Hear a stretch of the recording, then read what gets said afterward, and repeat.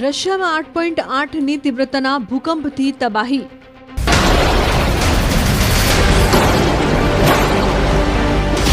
રશિયામાં ભૂકંપ, દુનિયામાં હાહાકાર.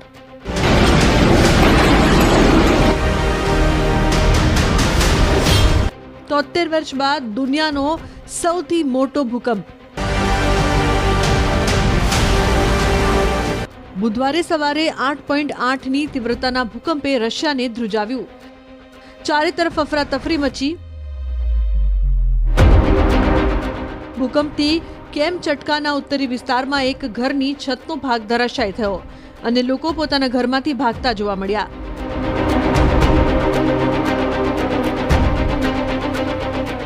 કેમચટકામાં પણ ભૂકંપના કારણે કેટલીય કાર હાલકડોલક થતી જોવા મળી. ભૂકંપના ઝાટકાથી ઘરમાં રાખેલો સામાન ધ્રુજતો જોવા મળ્યો. કેમચટકાના કિન્ડરગાર્ટન સ્કૂલની ઇમારતની સ્કૂલને ભૂકંપથી ભારે નુકસાન થયું છે. ભૂકંપથી ડરેલા લોકો પોતાના ઘરમાં ખૂણે પકડીને પોતાનો જીવ બચાવતા જોવા મળ્યા. રશિયાના કેમચટકામાં આવેલા પ્રશાંત મહાસાગર તરફ આવેલ પૂર્વ રશિયા સુધી અનુભવાયા.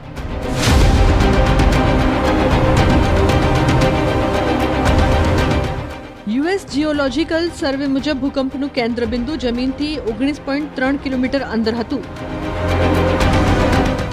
રશિયામાં આ પહેલા 1952માં કેમચટકામાં 9ની તીવ્રતાનો ભૂકંપ આવ્યો હતો, જ્યારે દુનિયાનો સૌથી શક્તિશાળી ભૂકંપ 1960માં 9.5ની તીવ્રતાનો ચીલીમાં આવ્યો હતો. મળતી માહિતી મુજબ આજે સવારના 8:30 વાગે રશિયામાં કામચેટકા રાજ્યની અંદર ભૂકંપ આવેલ છે. આ ભૂકંપનું કેન્દ્રબિંદુ દરિયાની અંદર 19.3 કિલોમીટર આવેલ છે. કામચેટકા રાજ્યની અંદર હાલ પરિસ્થિતિમાં દરિયા કિનારાના વિસ્તારો ખાલી કરી દેવામાં આવેલ છે. કામચેટકા રાજ્યમાં આખા વર્લ્ડમાંથી લોકો ફરવા માટે આવી રહ્યા છે. ત્યાં ખૂબ જ વિશાળ પ્રમાણમાં ટ્રેકિંગ માટે લોકો આવી રહ્યા છે. આપ જાણતા હશો, રશિયા તે ખૂબ જ વિશાળ દેશ છે. મોસ્કોથી કામચેટકાનું અંતર 6,600 કિલોમીટરનું થાય છે. ભૂકંપ બાદ રશિયા, જાપાન, અમેરિકા અને કેનેડામાં સુનામીની ચેતવણી અપાઈ. રશિયાના કેમચટકામાં 4 મીટર સુધી ઊંચા મોજા ઉછળ્યા. બીજી તરફ ભૂકંપના કારણે કેટલીય ઇમારતોને નુકસાન પહોંચ્યું છે.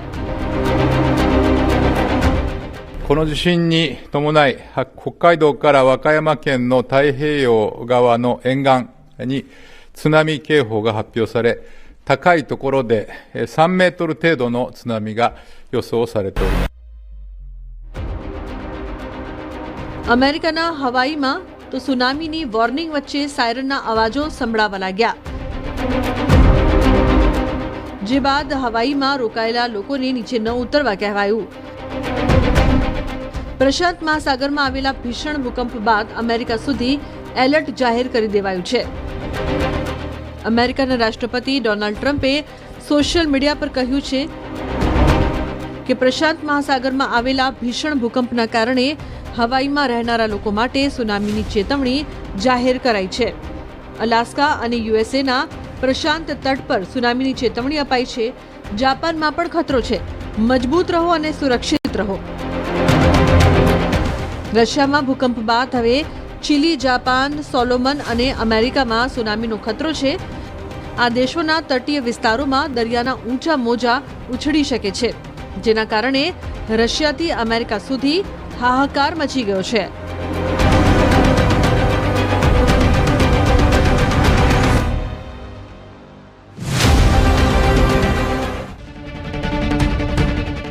ડોક્ટરને ભગવાનનું રૂપ કેમ માનવામાં આવે છે, જોઈ લો. દાવો છે કે જ્યારે રશિયામાં 8.8ની તીવ્રતાનો ભૂકંપ આવ્યો ત્યારે કોઈ હોસ્પિટલમાં દર્દીનું ઓપરેશન ચાલી રહ્યું હતું.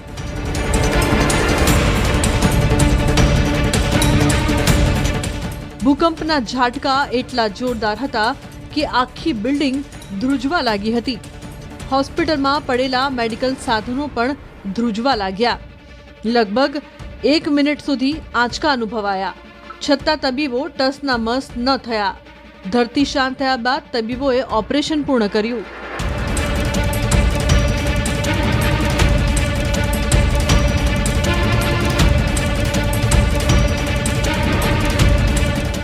જાપાનના હિરાસુનાના આ દ્રશ્યો હોવાનો દાવો છે.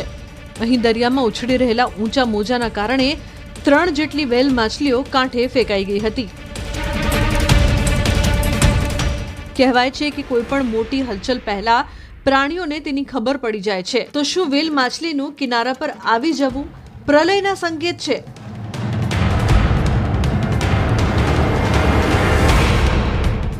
રશિયામાં ભૂકંપ બાદની સ્થિતિ જુઓ. એક વિડીયોમાં ભૂકંપ બાદનો આ વિડીયો છે. કિનારે દરિયાનું જળસ્તર કેટલું વધી રહ્યું છે જુઓ.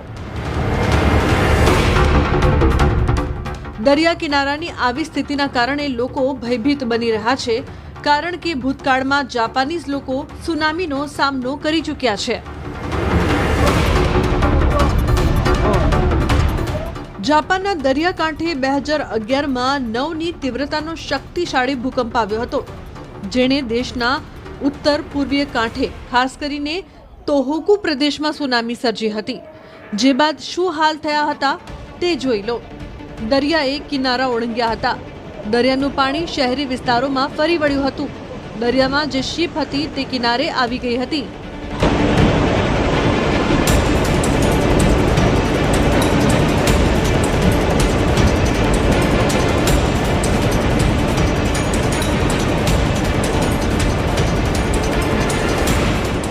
આ ભૂકંપ જાપાનમાં નોંધાયેલા સૌથી મોટા ભૂકંપોમાંનો એક હતો, જે 2011માં વ્યાપક વિનાશનું કારણ બન્યો હતો.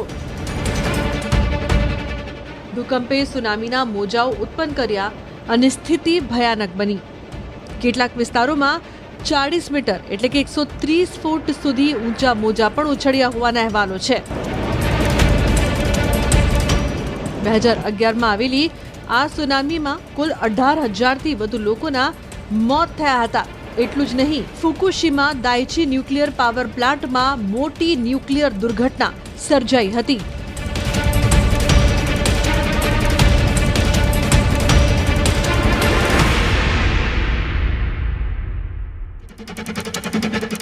સુનામીની ચેતવણીના ભાગરૂપે જાપાન અને અમેરિકાના હવાઈના દરિયાકાંઠાના વિસ્તારોમાંથી લાખો લોકોને સ્થળાંતર કરવામાં આવી રહ્યા છે.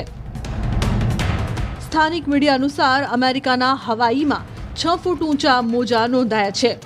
જાપાનના ફુકુશીમા પરમાણુ પ્લાન્ટને ખાલી કરાવવાનું શરૂ કરવામાં આવ્યું છે.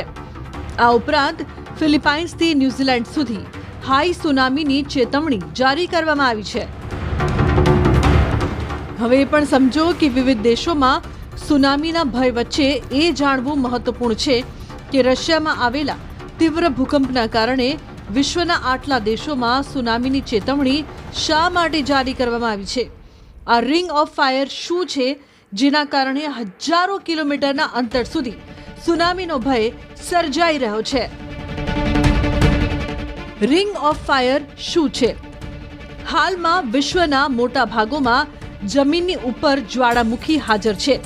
જો કે તેમાંથી મોટી સંખ્યામાં મહાસાગરો અને સમુદ્રોની ઊંડાઈમાં પણ, ખાસ કરીને પેસિફિક મહાસાગરમાં જ્વાળામુખી ઘણી સદીઓથી હાજર છે. એટલું જ નહીં, એક વિશાળ વિસ્તાર હોવાના કારણે પેસિફિક મહાસાગરમાં ઘણી ટેક્ટોનિક પ્લેટો પણ છે, જે સમયાંતરે બદલાતી રહે છે, જેના કારણે ભૂકંપ આવે છે. પેસિફિક મહાસાગરમાં ભૂકંપ કેન્દ્રોની નજીક આ જ્વાળામુખી આવેલા સ્થળોની જોડતી રેખાને રિંગ ઓફ ફાયર કહેવામાં આવે છે. તે અર્ધચંદ્રાકાર અથવા ઘોડાની નાળ આકારનો વિસ્તાર છે, જે 40,250 કિલોમીટરના અંતર સુધી ફેલાયેલો છે. જીઓલોજી ઇન વેબસાઇટ અનુસાર રિંગ ઓફ ફાયરમાં હાજર ટેક્ટોનિક પ્લેટોમાં યુરેશિયન, ઉત્તર American plate, Juan de Fuca, Cocos, Caribbean plate, Nazca plate, Antarctic plate, ભારતીય, ઓસ્ટ્રેલિયન, ફિલિપાઇન્સ અને કેટલીક અન્ય નાની પ્લેટોનો સમાવેશ થાય છે. આ બધી મળીને એક મોટી પેસિફિક પ્લેટનો ભાગ છે. હજારો કિલોમીટરની ત્રિજ્યામાં આવતી આ પ્લેટો 15થી વધુ દેશોને આવરી લે છે. આ દેશોમાં Russia, America, Indonesia, Mexico, Japan, Canada, Guatemala, Chile, Peru, Philippines અને કેટલાય અન્ય દેશોનો સમાવેશ થાય છે. મહત્વનું છે કે ટેક્ટોનિક પ્લેટોની અથડામણ અને જ્વાળામુખીમાં થતી ગતિ એક ચક્ર જેવી છે. એટલે કે ટેક્ટોનિક પ્લેટોની ગતિ ભૂકંપ લાવીને જ્વાળામુખીને સક્રિય કરે છે. બદલામાં જ્વાળામુખીના મેગ્મામાં થતી પ્રવૃત્તિ ટેક્ટોનિક પ્લેટોમાં ગતિનું કારણ બને છે. વિશ્વના સૌથી સક્રિય જ્વાળામુખી પેસિફિક મહાસાગર હેઠળ રિંગ ઓફ ફાયરમાં સ્થિત હોવાથી તેમની ગતિને કારણે તીવ્ર ભૂકંપ તેની આસપાસ સ્થિત દેશોમાં ઘણા મીટર ઊંચા મોજા એટલે કે સુનામીનું સૌથી વધુ જોખમ છે.